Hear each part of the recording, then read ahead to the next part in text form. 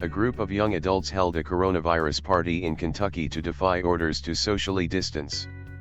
Now one of them has coronavirus. Just one? Where there is one, there is two. Came here to say this. It didn't just spontaneously happen to one person. Immaculate infection. Gilds this masterpiece of a comment with my last roll of double-ply toilet paper. It depends. In the medical community/ER, young adult could be anyone from 18 up to 50s. But most people would have a more narrow definition that ends after 30 seconds.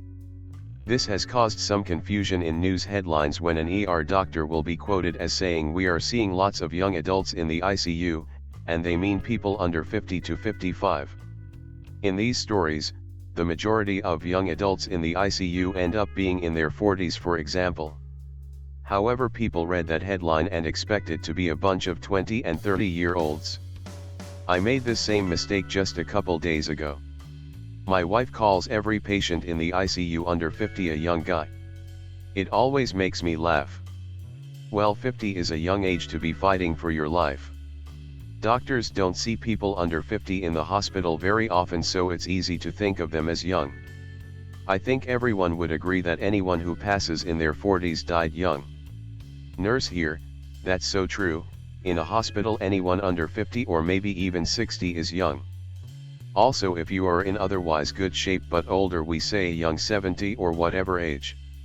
Immaculate conception is a phrase used in theology to describe how Jesus was supposed to be born to Mary as a virgin. He apparently came out of nowhere.